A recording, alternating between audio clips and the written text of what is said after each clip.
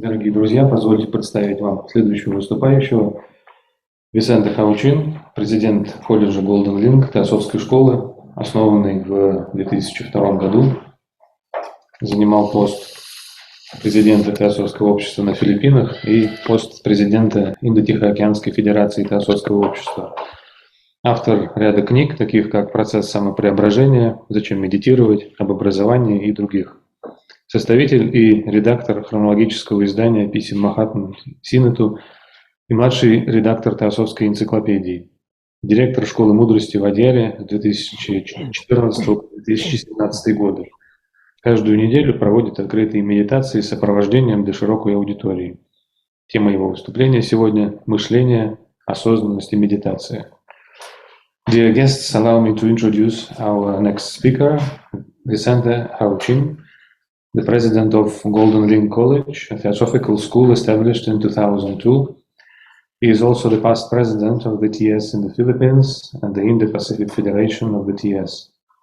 He is the author of a number of books, such as The Process of Self-Transformation, Why Meditate, On Education, etc.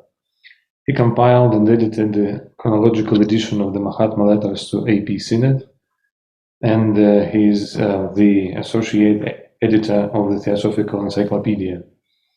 He served as director of the School of the Wisdom in Adyar from 2014 to 2017. He conducts an online guided meditation session every week for the general public. The title of his talk today is Thinking, Awareness and Meditation. Dear Vic, you are very welcome to start.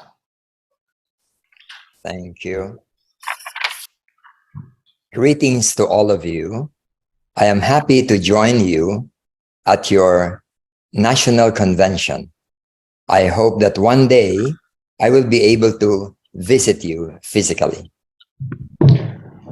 Приветствую всех вас. Я рад присоединиться к вам на вашем национальном съезде. Надеюсь, что однажды я смогу посетить вас физически.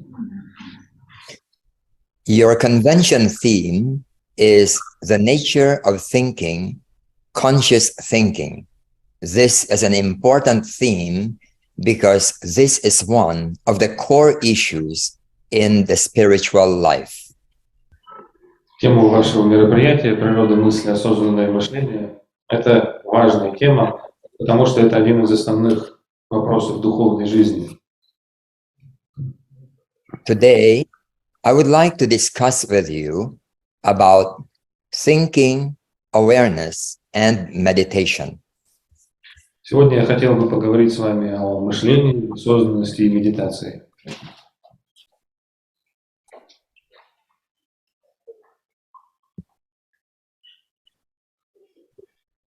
The ordinary mind operates in a mechanical way, hence it is not free.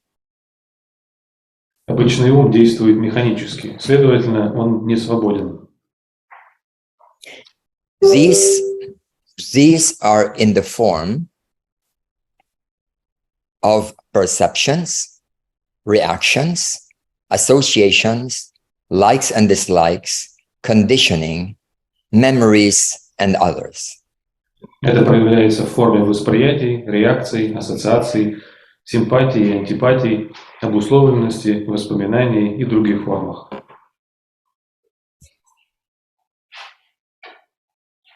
We are imprisoned by our thinking nature. Мы находимся в плену своей мыслящей природы. Our reality is determined by how our mind interprets our sensations and experiences. Наша реальность определяется тем, как наш разум интерпретирует наши ощущения и переживания. Our mind is linked with our desire nature or karma and the physical body. Desire and body have likes and dislikes. Наш ум связан с нашей природой желания или камой и физическим телом. Желания и тело имеют свои симпатии и антипатии. Therefore, the perceived reality is now classified according to what we like and dislike. Поэтому воспринимаемая реальность классифицируется нами в соответствии с тем, что нам нравится и не нравится. This becomes our world and our life. We plan our life and our worldview according to these assumptions developed by the mind. Это становится нашим миром и нашей жизнью. Мы планируем свою жизнь и свое мировоззрение в соответствии с этими предположениями, развитыми умом. There comes a point in our life when we become aware of a higher reality beyond our senses and our mind. We question our assumptions and values. This is the beginning of the spiritual life. В нашей жизни наступает момент, когда мы осознаем высшую реальность за пределами наших чувств и нашего ума. Мы подвергаем сомнению наши предположения и ценности. Это и есть начало духовной жизни. The key to understanding and mastery of the mind is through awareness. Ключ к пониманию ума и овладению умом лежит в осознанности. Awareness is different from thinking. Awareness can observe thinking and hence transcends thinking. Осознанность отличается от мышления. Осознанность может наблюдать за мышлением и, следовательно, превосходит его. Awareness requires an energy that is not identified or attached to thoughts. When this energy is attached to thoughts, the thoughts create what we see as reality. Для осознанности необходима энергия, которая не отождествляется и не привязана к мыслям. Когда эта энергия привязана к мыслям, мысли создают то, что мы воспринимаем как реальность. For example, when I see a spider, my assumptions are automatically brought up by the mind, including my knowledge about spiders and my like, dislike, or fear of spiders. This becomes my reality at this moment. It is my life at this moment. When there is no awareness, I just accept these perceptions as true or real. Когда я вижу паука, ум автоматически вызывает мои предположения, включая мои знания о пауках, мою симпатию, антипатию или страх перед пауками. Это становится моей реальностью в данный момент. Это моя жизнь в данный момент. Когда нет осознанности, я просто принимаю эти восприятия как истинные или реальные. When there is this free energy of awareness, I become aware that my reaction to the spider is dictated by my assumptions, prejudices, and likes and dislikes. Then I can see that these are coming from my past and not necessarily a perception of what is true. Когда присутствует свободная энергия осознания, я осознаю, что моя реакция на паука продиктована моими предположениями, предрассудками, симпатиями и антипатиями. Тогда я могу увидеть, что они идут из моего прошлого и не обязательно являются восприятием истинного. This awareness is, therefore, essential because it is the factor that can free us from the imprisonment of the mind. Эта осознанность, следовательно, крайне важна, потому что этот фактор способен освободить нас из заточения ума. Without awareness, our response to the world is based on our instincts and conditioned reactions. We are like robots that react to programming. Без осознанности наше реагирование на мир основано на инстинктах и обусловленных реакциях. Мы подобны роботам, которые реагируют на программирование. Most people lack this capacity for awareness of one's mind. They are aware of their surroundings and things that happen to them, but they are mostly unaware of their inner responses to such happenings. This lack of awareness is what imprisons us. Большинству людей не хватает этой способности к осознанию своего ума. Они осознают свое окружение и то, что с ними происходит, но в основном не осознают свои внутренние реакции на эти события. Этот недостаток осознанности и является тем, что лишает нас свободы.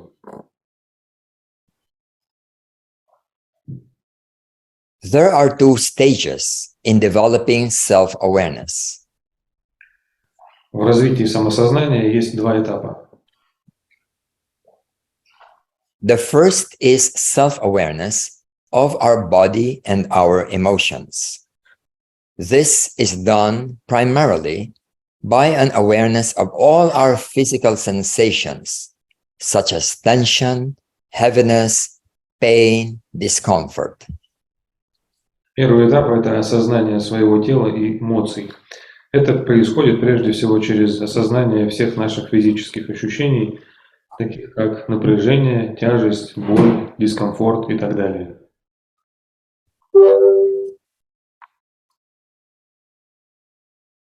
Our emotions are linked to our physical state. Hence, an essential key to emotional awareness is awareness of our physical state. Наши эмоции связаны с нашим физическим состоянием. Следовательно, важнейшим ключом к эмоциональному осознанию является осознание нашего физического состояния.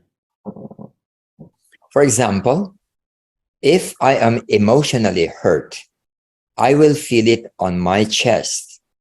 If I am angry, I will feel heat or pressure on my head. Например, если мне причинили эмоциональную боль, я почувствую это в районе груди.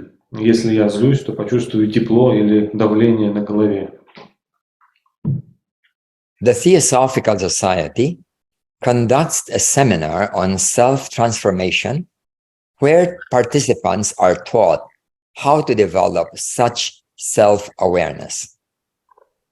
Теософское общество проводит семинар по самопреобразованию, где участников обучают, как развивать такое самоосознание. The second stage is meditation. This is primarily awareness of thoughts, although it will also include all other experiences, including feelings and sensations. Второй этап – это медитация.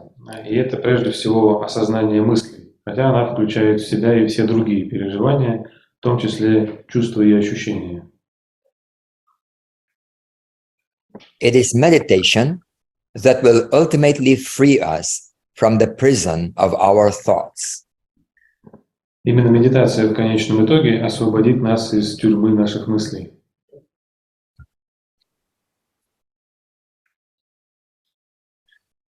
There are stages in meditation. Итак, у медитации есть разные этапы. The first stage is to develop discipline in the lower mind. The lower mind is usually undisciplined and will contain thoughts according to sensation or memory. Hence, will jump from one thing to another. Первый этап – это развитие дисциплины в низшем уме. Низший ум обычно не дисциплинирован и содержит мысли в соответствии с ощущениями или памятью. Поэтому он перескакивает с одного на другое. So, the first stage in meditational practice is to use an anchor to repeatedly bring back our mind to a chosen word or object. Итак, первый этап медитативной практики – это использование якоря, чтобы вновь и вновь возвращать наш ум к выбранному слову или объекту. This develops a different kind of habit or pattern in the lower mind, which is now more disciplined based on a purpose or objective. Это развивает иную привычку или модель поведения в низшем уме, который становится более дисциплинированным, основываясь на заданной цели или поставленной задаче. In doing this practice, the mind develops a layer of consciousness, which is peripheral awareness. Выполняя эту практику, ум развивает слой сознания, который является периферийной осознанностью. This awareness is free and not identified with the objects of our thinking. Эта осознанность свободна и не отождествляется с объектами нашего мышления. This peripheral awareness is sustained even after meditation. Thus, the person becomes more aware in daily life. Эта периферийная осознанность сохраняется даже после медитации. Таким образом, человек становится более осознанным в повседневной жизни. This peripheral awareness grows with the regular practice of meditation. Эта периферийная осознанность растет с регулярной практикой медитации. An effect of this is that the persons become less automatic in their reaction to circumstances or events. They do not easily get angry or get hurt or stressed.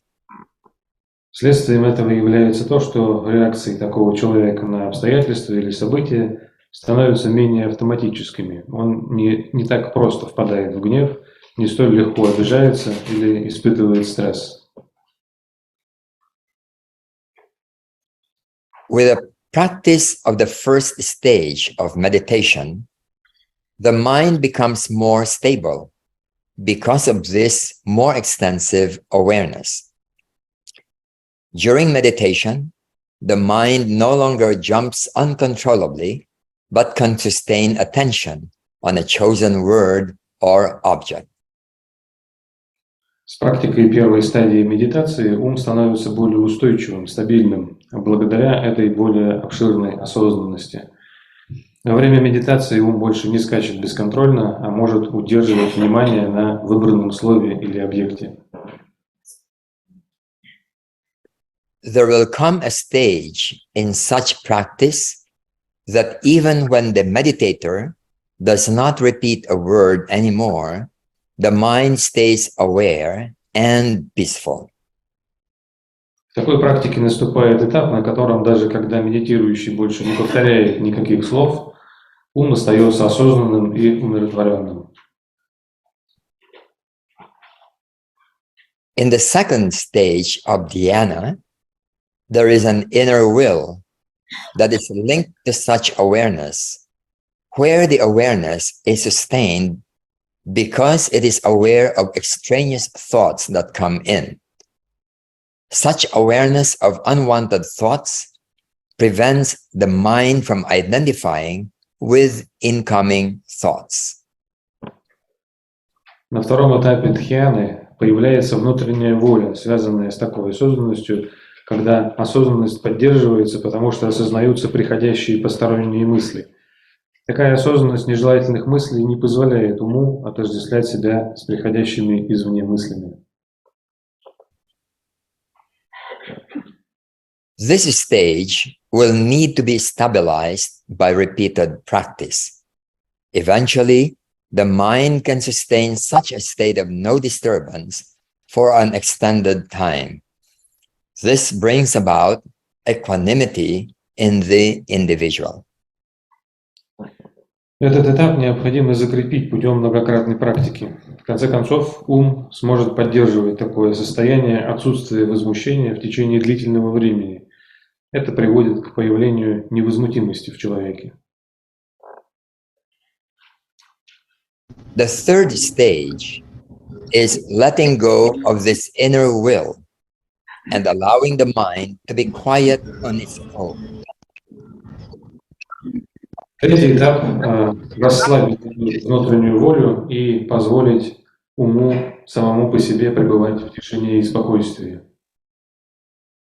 This is a difficult stage because most people are still attached to things and people, and the mind often returns to these attachments when this inner will is not sustained.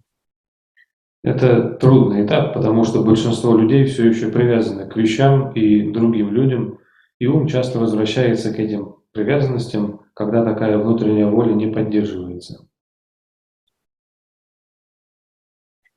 To be able to let go, the person must truly be detached from things and people. Для того, чтобы человек смог отпустить эту внутреннюю волю, он должен по-настоящему отрешиться от вещей и людей. There is no liking and disliking, but just doing things because of Dharma. Нет никаких симпатий и антипатий, есть просто совершение поступков по причине дхармы. Dharma is the recognition that certain things that need to be done, more like a duty rather than because of any ambition or desire. Дхарма – это осознание того, что определенные вещи должны быть сделаны скорее как долг, чем из-за каких-либо амбиций или желаний. But in performing our Dharma, we also need to be effective. If we are not effective, the wrong actions and decisions will result in negative karma that will make living more difficult. Но исполняя нашу дхарму, мы также должны быть эффективны. Если мы не будем эффективны, то неправильные действия и решения приведут к негативной карме, которая затруднит жизнь. For this reason, the individual must already attain a certain degree of maturity when dealing with life's physical and social affairs. This comes from the accumulated skills from many past lives. По этой причине человек уже должен достичь определенной степени зрелости в решении физических и социальных вопросов жизни. Это происходит благодаря навыкам, накопленным во многих прошлых жизнях. Then one can deal with the complexities of living without having to be personally attached or reactive to things or events. This is the meaning of the famous phrase, to be in the world, but not of this world. Тогда человек может справляться со сложностями жизни, не испытывая личной привязанности или реакции на вещи или события. В этом смысл знаменитой фразы «быть в мире, но не от мира». This stage is the mystical life that a person has to go through for many lives. It is the prerequisite for eventual perfection and liberation from the necessary cycles of birth and rebirth. Эта стадия – это мистическая жизнь, через которую человек должен проходить в течение многих жизней. Она является предпосылкой для окончательного совершенствования и освобождения от необходимости циклического рождения и перерождения. Let us summarize the stages in our goal to master our mind. Давайте подытожим этапы достижения нашей цели овладения своим умом. First, the ordinary mind is mechanical and conditioned, hence not free. Первое, наш обычный ум механичен и обусловлен, а значит не свободен. Awareness is the key to being free from this mechanical nature of the ordinary mind. Осознанность – это ключ к освобождению от механической природы обыкновенного ума. Meditation is the method to cultivate awareness and there are 3 stages in the practice of meditation. Медитация – это метод культивирования осознанности, и в этой связи существует 3 этапа практики. These are the stages in meditation. Вот это стадии медитации. The first is to use the use of an anchor or mantra to discipline the thinking mind to be able to stabilize its activities. Первое – это использование якоря или мантры для дисциплинирования своего думающего ума, чтобы он мог стабилизировать свою деятельность.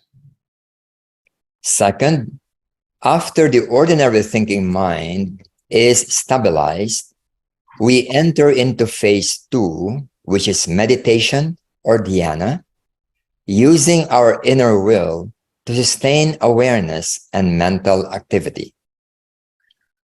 Второе, после того, как обычный ум стабилизирован, мы вступаем в эту вторую фазу, которая представляет собой медитацию или дхьяну, используя нашу внутреннюю волю для поддержания осознанности и умственной активности. The third phase is to let go with this intentional effort of will, but this requires true detachment in the total life of the individual. Третья фаза заключается в том, чтобы отпустить это намеренное усилие воли, но это требует истинной отрешенности во всей жизни человека в целом.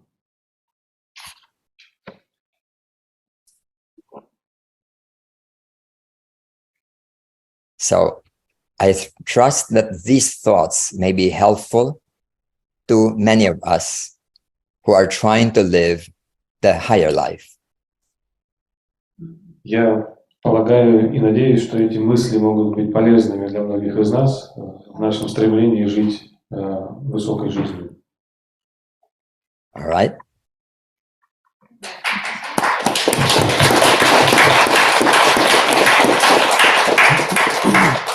Thank you very much, dear Vic. We have some time for questions now, right? Some questions and comments.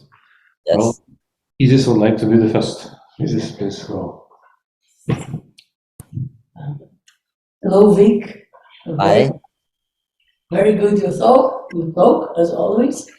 I'd like to ask you if prayer can have a role in this first stage of stabilizing the mind in the process of getting deeper into meditation. Дорогой Вик, замечательное выступление, как всегда. Спасибо. Мой вопрос такой. Может ли у молитвы быть своя роль вот в этом первом этапе, когда мы стабилизируем наш думающий ум или делаем его более уравновешенным и спокойным? It depends on the meaning of prayer as understood by the person. Это зависит от того, какое значение, какой смысл молитвы придает человек. There are many levels of prayer, outer and inner. Есть много разных уровней молитвы, как внутренней, так и внешней. For example, the ordinary prayer is asking for a favor from some saint or God.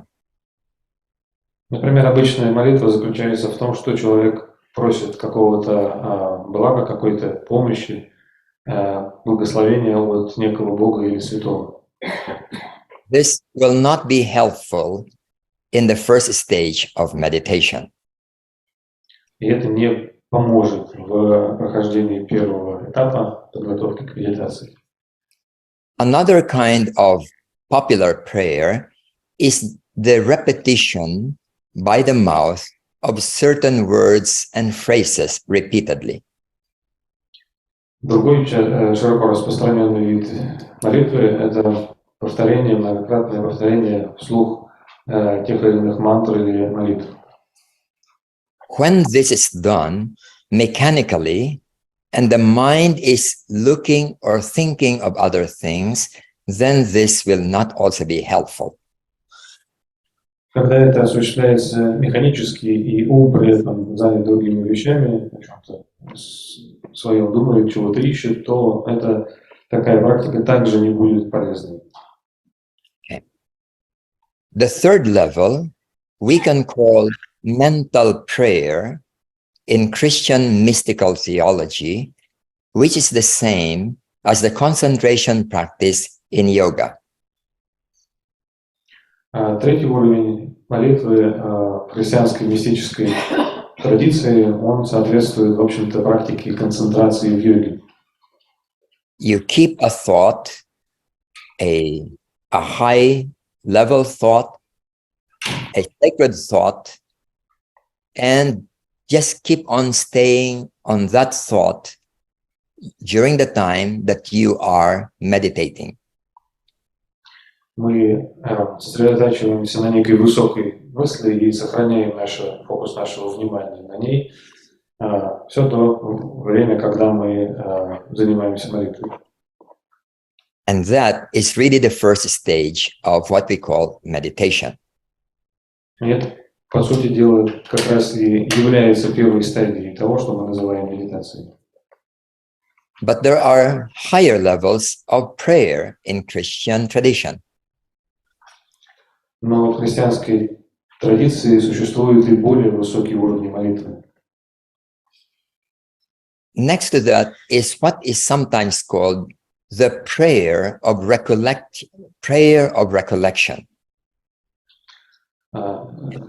Следом за ней можно подумать о такой практике, как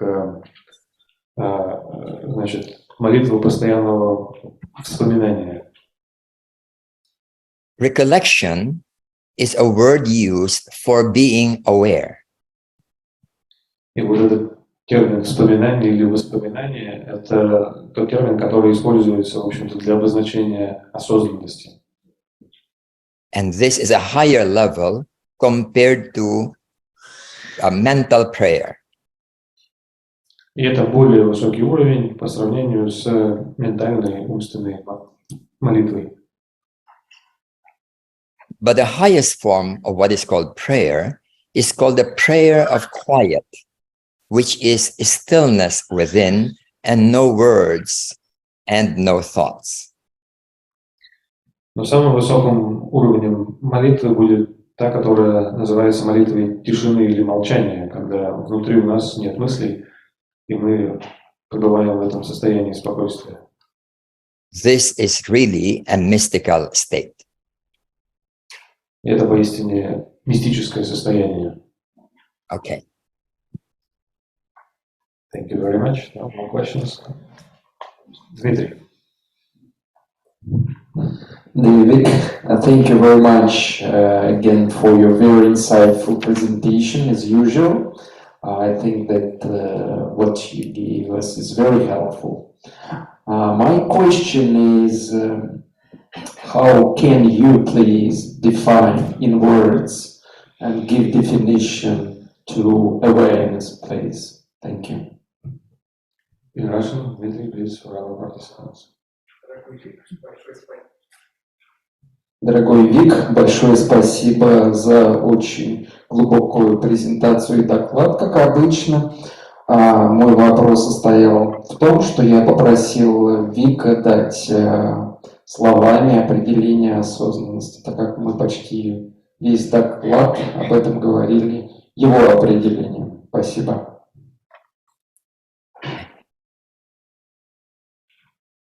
For example, right now I'm thinking of, let's say, my computer. Например, в данный момент я думаю, скажем, о моем компьютере. The content of my mind is just the computer. Содержанием моего ума в данный момент является просто мой компьютер. Now, while I'm looking at the computer, let me try to become aware of my hands and fingers. А теперь, в тот самый момент, когда я думаю о своем компьютере, допустим, я осознаю свои руки и свои пальцы. And when we do this, we will notice that there is something that has changed in our consciousness. И в этот момент что-то меняется в моем сознании. Then I can go on, and while I'm still watching the computer, I will now try to be aware of my body, my chest, including my legs. И далее, по мере того, как я продолжаю смотреть на компьютер, я осознаю свое тело, свою грудную клетку, свои ноги. And you will notice a different quality in this awareness from ordinary thinking. И в этом состоянии осознанности мы можем заметить разницу по сравнению с обыкновенным состоянием размышления. We are just aware of the hands and fingers, of the chest and the legs. We are not saying it is good or bad. We are not saying we like it or don't like it. В этом состоянии мы просто осознаем наше тело, наши руки, наши пальцы, грудь, ноги. Мы не говорим, хорошо это или плохо, то, что мы воспринимаем. Мы не сосредотачиваемся на том, нравится нам это или не нравится. This beginning awareness is just a witness, just watching and not judging or condemning. И это начальная осознанность, при которой мы выступаем в роли свидетеля. Мы просто смотрим, мы не думаем, не оцениваем, не осуждаем то, что мы воспринимаем. And this awareness is also not attached to the object. Также в этой осознанности нет и привязанности к объекту. This quality of awareness has a very powerful transformative effect on the way we live. И это качество осознанности имеет очень сильное преображающее воздействие на наш образ жизни. If I'm aware of my rising anger or fear, that awareness is going to transform what happens to my fear or anger rather than be identified with it or carried away by it. Например, если я осознаю, что во мне поднимается гнев или страх, то моя осознанность способна преобразить то, что будет происходить с этими ощущениями, с этими чувствами, страхом, гневом, вместо того, чтобы я привязывался бы или ассоциировал, отождествлял себя с ними. However, ordinarily, when people feel anger or fear, immediately their mind, their entire consciousness gets identified with the anger or fear. Однако обыкновенно бывает так, что когда люди чувствуют страх или гнев, то их ум, все их сознание мгновенно отождествляется с этим и наполняется этим. Then there is no free awareness. It is again the mind, the consciousness being identified and attached to the experience of the body and the feeling. Тогда вот этой свободной осознанности нет, и все сознание отождествлено или привязано к телу или к чувствам. In my talk earlier, I speak of this awareness as a free energy of consciousness. В моем выступлении ранее я говорил об этой осознанности как о свободной энергии сознания. When it is attached, it is not free. When it likes and dislikes, it is not free. Когда есть привязанность в нашем сознании, то оно не свободно. Когда есть ощущение нравится, не нравится, оно не свободно. I'll give another example. I'll speak a bit more about this because this is very important, and thank you for the question. Я приведу пример, и я еще немного времени посвящу этому ответу, потому что это очень важная вещь, и спасибо за вопрос. When a person feels sad and crying, usually a person will identify with the sadness and with the crying, and after crying, tomorrow she will cry again. 1 week from now, she will cry again. 10 years from now, she will cry again when she thinks about the same thing. Когда человек испытывает печаль и плачет, то он отождествляет себя с этими чувствами, с печалью и с этим действием, с плачем. Если это так происходит, завтра это повторится опять, и через 10 лет от этого момента, и когда человек снова об этом подумает, то снова он будет испытывать печаль и плакать. When the person rejects the crying, then she or he will suppress the crying. As a result, the energy that causes the crying does not flow and will remain in the person. Но когда человек осознает себя в этот момент, то он или она способна подавить это действие и это состояние, это чувство, потому что та энергия, которая течет наружу, она вместо этого останется внутри. However, if a person watches the pain and the crying without being attached to it, and then the person continues to cry and cry, something happens because the whole body and feelings become normalized. It goes back to its normal state. And tomorrow, when he thinks about the problem, there will be no more pain, and it is the end of it. Vic, I'm sorry. If the person suppresses, then why does the person suppress the pain? When the person just watches the pain and the crying without suppression, then the person may cry, but the energy of the pain begins to flow and disappear permanently.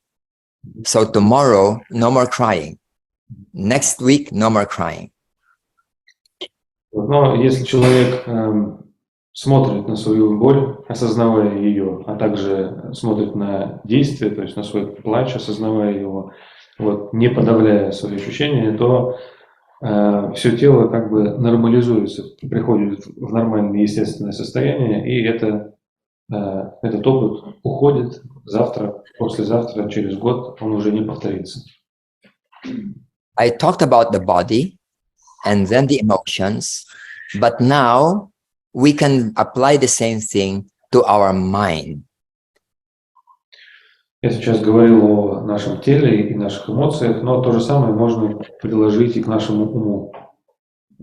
And we can begin to master our mind in addition to body pain and emotions. И мы можем начать овладевать своим умом в дополнение к нашему телу, к боли нашего тела и к нашим эмоциям. And this is an essential and important factor in our spiritual practice. И это очень важный и основной фактор нашей духовной практики. When we do meditation every day, this free energy of awareness becomes more and more. Когда мы медитируем каждый день, эта свободная энергия осознанности возрастает день ото дня. Okay, thank you. Thank you very much, Vic. Would you agree then, after your clarification, if we say that awareness is the ability to separate our consciousness and mind from the objects of our sensations? And then Russian, please, our participants. Большое спасибо, Вик. Согласитесь ли вы с тем, что мы можем определить осознанность как способность отделять наше сознание и ум от объектов нашего чувственного восприятия?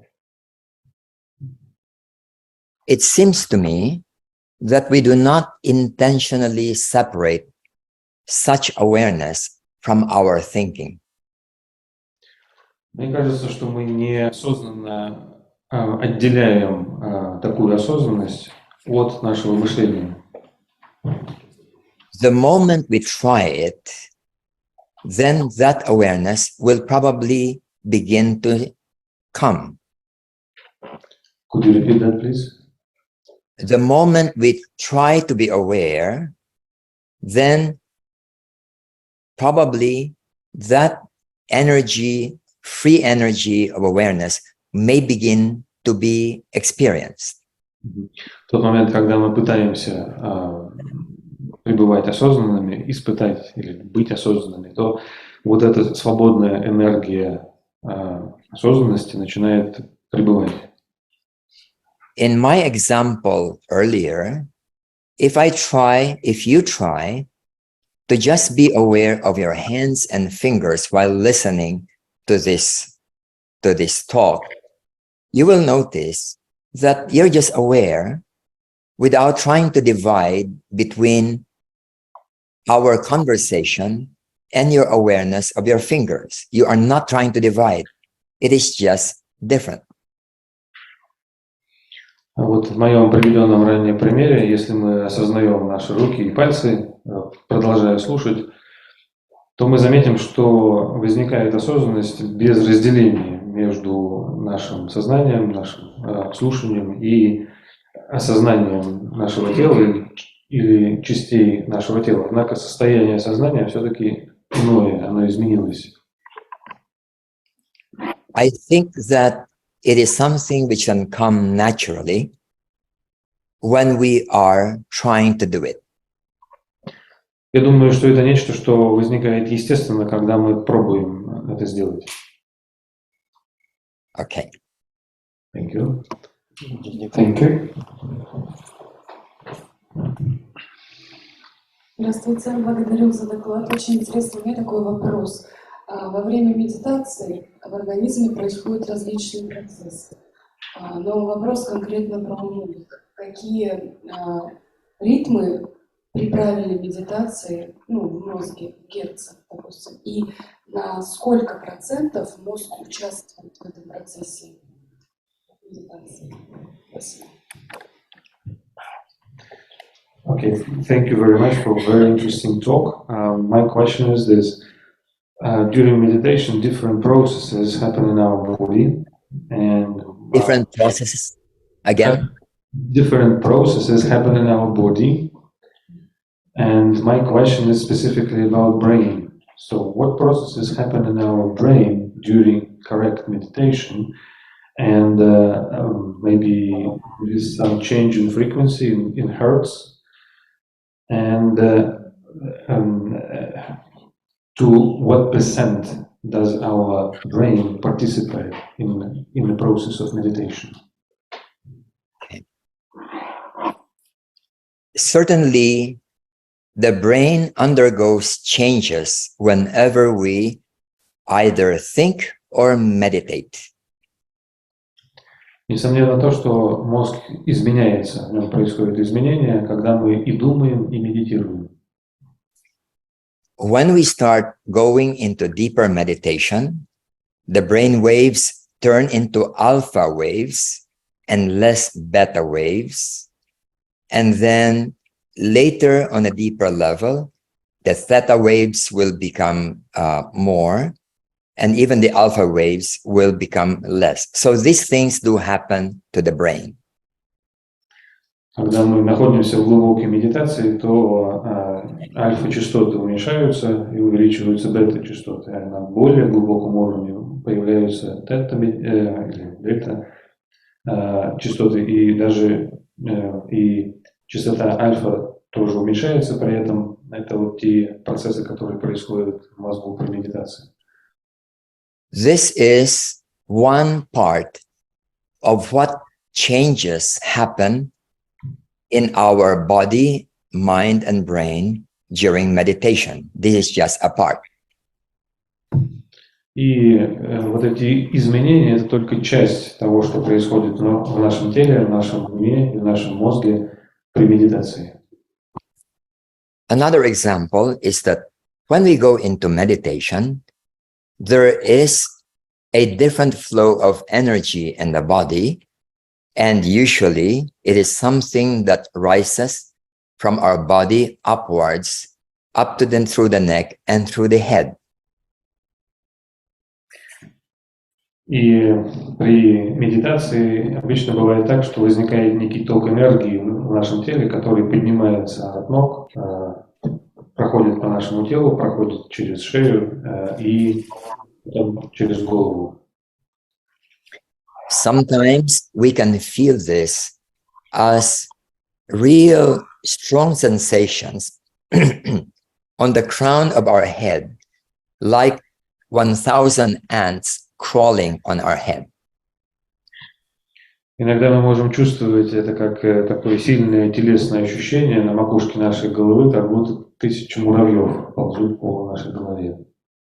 Sometimes we may even feel as if on the top of our head there is a fountain going up, a fountain of energy going up through the crown of our head. Иногда даже может возникнуть такое чувство, что фонтан энергии исходит из нашей макушки. But these things will come and go and will not stay. Но такие ощущения приходят и уходят, они не задерживаются. So what is important is for us to develop this inner self-awareness of our body, our reactions, our thoughts, and our subtle thoughts. Но что является важным, это развить нас самих осознанность тела, наших реакций и нашего ума и наших мыслей. The mastery or control of our thoughts depend on this awareness plus an inner will, which we become more aware of as we practice meditation. И владение нашими мыслями и контроль за ними зависит от вот этой осознанности и от внутренней воли, которую мы все больше осознаем по мере практики медитации. A way perhaps to measure this is our growing equanimity as we practice meditation. И способ, как это можно измерить или определить, рост вот этих свойств, качеств, состояний заключается в том, что мы становимся более уравновешенными в нашей жизни. Okay. Последний вопрос у нас остался. Пожалуйста, микрофон передайте. Нет, там вперед был. Руку поднял. Нет. Ну ладно. У меня такой вопрос. Если медитация и молитва не помогают, может, следует осудить тот негатив, то паразитное явление, которое мешает просто в жизни? Спасибо. Well, yeah, the question is, if meditation or prayer do not help, maybe we should somehow condemn the negative influence that we have in our life that hinders us. Well, as I said, external prayer become crutches that we become dependent on. And in that sense, we should try to go beyond them. Как я уже говорил, внешняя молитва становится как бы костылями, к которым мы привязываемся, от которых мы попадаем в зависимость, и тогда нам нужно стараться выйти за пределы, продвинуться дальше. But take note that whether it is in the Christian tradition or the Buddhist or the Hindu tradition, there are outer forms of prayer and inner forms of prayer. And Normally, the inner forms of prayer are not being taught to the masses, only the outer form. Однако обратите внимание также на то, что будь то в христианской традиции, в буддийской или в индуистской, существует внутренняя и внешняя форма молитвы. И что касается внутренней формы, она обычно не преподается широким массам, а преподается только внешняя форма.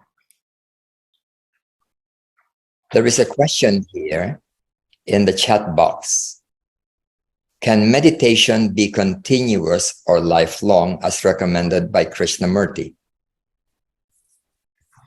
В чате нам задали вопрос наших участников.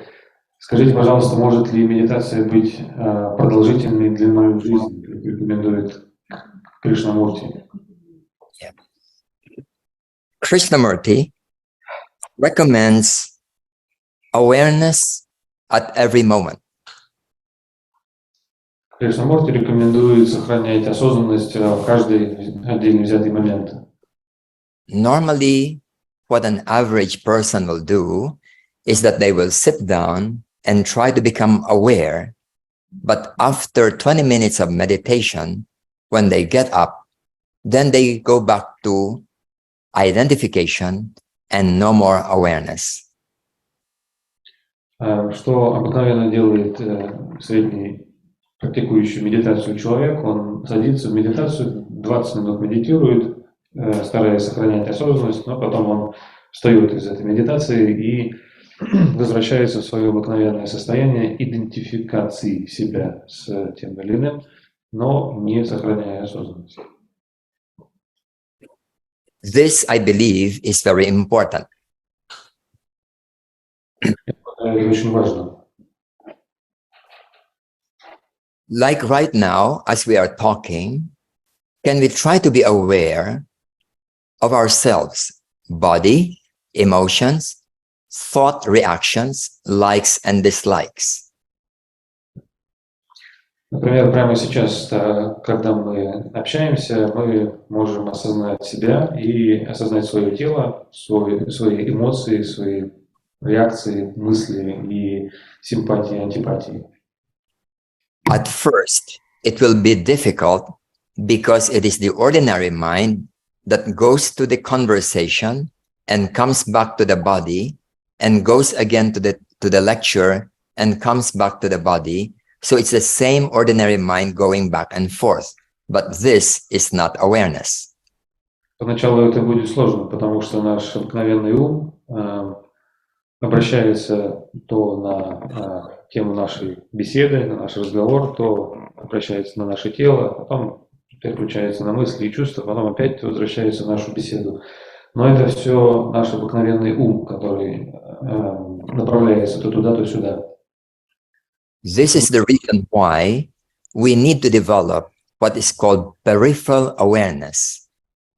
It is called by Blavatsky as a substratum of consciousness that stays there whether one is talking, doing something, or sleeping. It's always there. Вот почему нам нужно развить то, что можно назвать периферийной осознанностью. Это то, о чем Елена Петровна Блаватская говорит, как о субстрате сознания, который всегда пребывает с нами, что бы мы ни делали, говорим ли мы, занимаемся теми или иными делами или спим. And this substratum of awareness can grow by the regular practice of meditation. И этот субстрат сознания может расти, развиваться по мере регулярной практики медитации. Okay. Thank you very much. It's a real pleasure listening to you today.